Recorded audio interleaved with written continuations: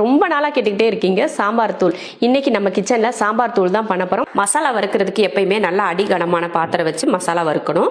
அப்போ தான் உங்களுக்கு வறுக்கிறதுக்கு வந்து நல்லா ஈஸியாக இருக்கும். இல்லைன்னா அந்த போட்ட உடனே ஒவ்வொரு பொருளும் வந்து தீஞ்சு போயிடும். அதனால எப்பயுமே பார்த்தீங்கன்னா அடிகனமாக இருக்கிற மாதிரி ஒரு பாத்திரம் வச்சு வறுத்துக்கோங்க.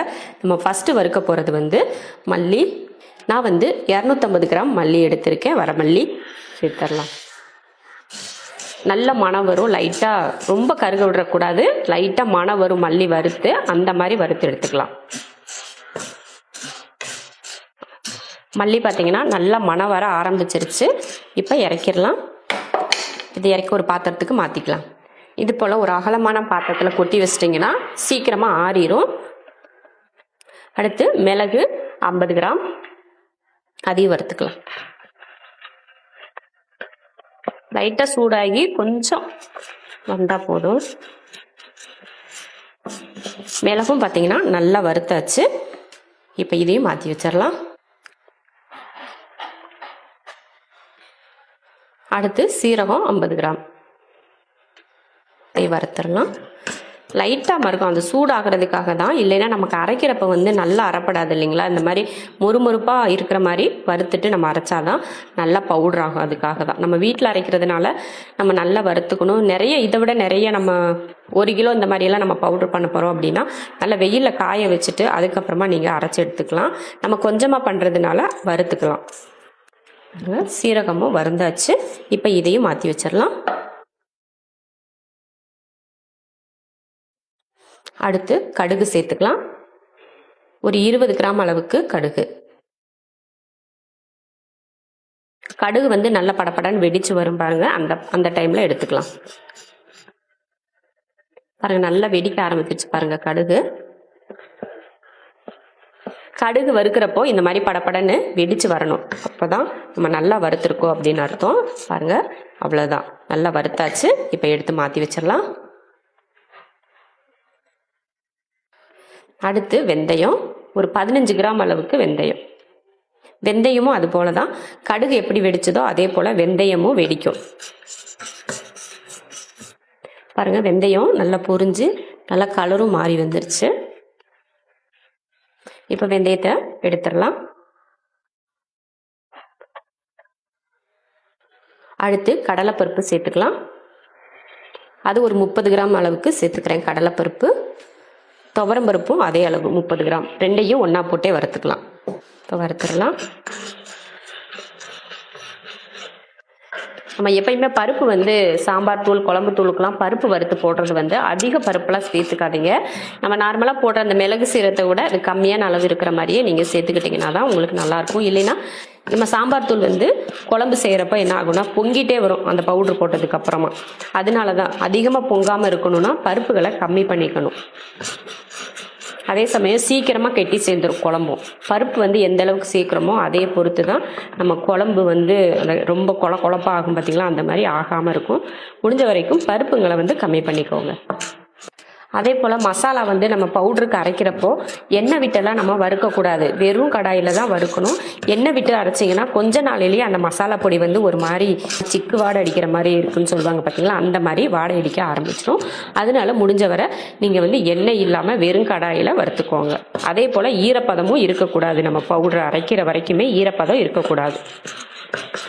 அவ்வளோதான். பாருங்கள் பருப்பு வந்து நல்லா கலர் மாறிடுச்சு. ரொம்பையும் கருக விட்டுறக்கூடாது. இந்த மாதிரி நல்லா ஒரே மாதிரி வறுந்துருக்கு பார்த்தீங்களா, இந்த மாதிரி தான் வறுத்துக்கணும். இப்போ இதையும் மாற்றி வச்சிடலாம். அடுத்து கருவேப்பிலை. நம்ம கையில் ஒரு கைப்பிடி அளவுக்கு கருவேப்பிலை. இதையும் நல்லா வறுத்துக்கலாம். நல்ல மொறுமொறுப்பாக வரணும் கருவேப்பிலை வறுக்கிறது.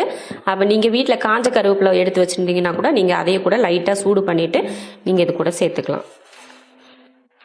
இந்த மாதிரி குழம்பு தூள் சாம்பார் தூள் ரசப்பொடி இதெல்லாம் செய்கிறப்ப பார்த்தீங்கன்னா இந்த மாதிரி கருவேப்பிலையை நீங்கள் வறுத்து போட்டிங்கன்னா அந்த பொடி வந்து நல்ல மணமாக இருக்கும்.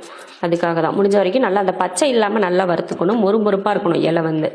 அப்போ தான் வந்து அந்த ஈரப்பதம் வந்து நம்ம பொடியில் இருக்காது. நல்லா வறுத்து இந்த சத்தத்திலே தெரியும் நம்ம எப்படி வறுத்துருக்கோம் அப்படின்ட்டு. பாருங்கள் நல்ல சத்தம் வருது. இப்போ இதை இறக்கிடலாம். கருவேப்பிலையும் வறுத்தாச்சு. இப்போ வரமிளகா சேர்த்துக்கலாம். நீட்ட வரமிளகா 75 கிராம் சேர்த்துருக்கேன். இதையும் வறுத்து எடுத்துக்கலாம்.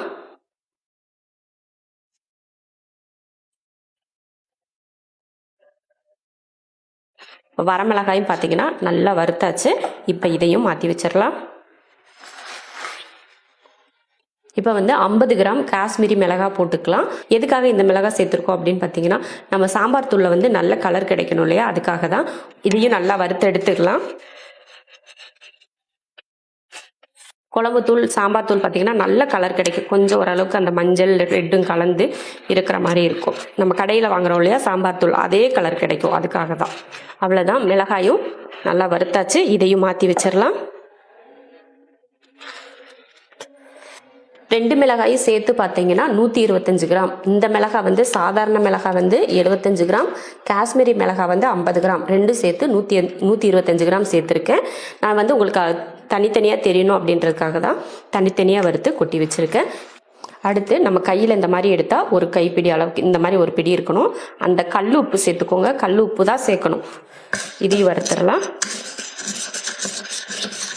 உப்பையும் போட்டு இந்த மாதிரி கொஞ்சம் நேரம் வறுத்திங்கன்னா நல்லா கொஞ்சம் அந்த கலர் வந்து வெள்ளையாக தெரியும் பாருங்க. அந்த மாதிரி டைமில் எடுத்துக்கலாம். இதையும் மாற்றிடலாம். 15 கிராம் அளவுக்கு பெருங்காயம் கட்டி சேர்த்துக்கிறேன். பாருங்க, அந்த கட்டி பெருங்காயத்தை நான் கட்டியாக தான் போட்டேன். கரண்டி வச்சு அப்படி இப்படி பண்ணி உடச்சி விட்டு இந்த மாதிரி வந்துருச்சு பாருங்க. அது நல்லா போட்டதுமே உருகிறதுக்கு ஆரம்பிக்கும். ஒரு மாதிரி பால் மாதிரி எலும்பி வரும். அந்த எலும்பி வரப்ப நம்ம இப்படி அமுக்கி விட்டோம்னா இந்த மாதிரி ஒரு உடஞ்சிரும். உடஞ்சதுக்கப்புறம் நல்லா வறுத்தோம்னா இது போல் முறுமுறுப்பாக வந்துடும். இந்த டைமில் நம்ம வந்து எடுத்துடலாம். இப்போ பெருங்காயம் சேர்த்துடலாம். அடுத்து மஞ்சள் சேர்த்துக்கலாம். நான் வந்து விரலி மஞ்சள் தான் எடுத்திருக்கேன். இது வந்து 100 கிராம். இதை தட்டிட்டு தான் நம்ம இதில் சேர்த்துக்கணும். இப்படியே நம்ம மிஷினுக்கு கொடுத்தோம்னா அரைக்க மாட்டாங்க. நம்ம வீட்டில் மிக்சியில் பவுடர் பண்ணுற மாதிரி இருந்துச்சுன்னா விரலி மஞ்சள் வந்து நம்ம சேர்க்க வேண்டாம். நம்ம பவுடராகவே சேர்த்து நம்ம அரைச்சிக்கலாம். நம்ம மிஷினில் கொடுத்து அரைக்க போகிறதுனால இதையை தட்டிட்டு இது கூட சேர்த்துக்கலாம். மஞ்சளை தட்டியாச்சு. இப்போ சேர்த்துக்கலாம். பெருங்காயத்தை வந்து நம்ம சூடாக போட்டிருந்தோம் இல்லையா, அந்த மாதிரி உடச்சி காட்ட முடியல. இப்போ பாருங்கள் எவ்வளோ மொறுமொறுப்பாக இருக்குன்னு. அவ்வளோதான். மஞ்சள் இது கூட சேர்த்துடலாம். இது எல்லாம் கொஞ்சம் நேரத்துக்கு நல்லா ஆற விட்டுறணும். ஆற விட்டோம்னா என்ன ஆகும்னா நம்ம எடுத்து இப்படி பார்க்குறப்ப நல்லா அப்படியே சலசலன்னு சத்தம் கேட்கும். அதுக்கப்புறமா தான் நம்ம எடுத்து கொடுத்து விடணும். இப்போ லேசாக சூடு இருக்குது. ஏன்னா அடியில் மல்லி இதெல்லாம் வறுத்து போட்டுருக்கோம் இல்லையா, லைட்டாக சூடு இருக்குது. இது நல்லா ஆற வச்சுட்டு மிஷினில் கொடுத்து அரைச்சிட்டு வந்துடலாம். சாம்பார் தூள் வந்து மிஷினில் கொடுத்து அரைச்சி எடுத்துகிட்டு வந்தாச்சு. இந்த மாதிரி நம்ம அரைச்சதுமே இந்த மாதிரி காய வச்சு தான் எடுக்கணும். ஏன்னா அந்த மசாலா மிஷினில் போட்டு அரைச்சதுக்கு அதுக்கு சூடாக இருக்கும். அதனால் நல்லா ஆற வச்சுட்டு நம்ம டப்பாவில் போட்டு எடுத்து வச்சுக்கணும். அப்படி சூடாகவே நீங்கள் வச்சுட்டிங்கன்னா ரொம்ப நாளைக்கு வச்சு யூஸ் பண்ண முடியாது. நல்லா ஆறுனதுக்கு அப்புறமா எடுத்து நீங்கள் ஸ்டோர் பண்ணிங்கன்னா தான் ரொம்ப நாளைக்கு வச்சு யூஸ் பண்ண முடியும். உங்கள் வீட்டில் நீங்கள் பொடி வந்து எந்த அளவுக்கு யூஸ் பண்ணுறீங்களோ அதே பொறுத்து மாதங்கள் வந்து உங்களுக்கு அதிகமாகும். நீங்கள் கம்மியாக யூஸ் பண்ணிங்கன்னா ரொம்ப மாதத்துக்கு வரும். இல்லை அதிகமாக யூஸ் பண்ணிங்கன்னா சீக்கிரமாக காலியாயிரும். அந்த மாதிரி தான். இது வந்து கிட்டத்தட்ட சாம்பாருக்கு மட்டும் யூஸ் பண்ணீங்க அப்படின்னா ஒரு மாதம் 2 மாதம் வரைக்கும் கூட யூஸ் பண்ணிக்கலாம். ஆனால் நிறைய அரைச்சி வச்சுக்கிட்டிங்கன்னா கெட்டு போகாமல் இருக்கணும்னா 6 மாதம் வரைக்குமே இது கெட்டு போகாமல் இருக்கும்.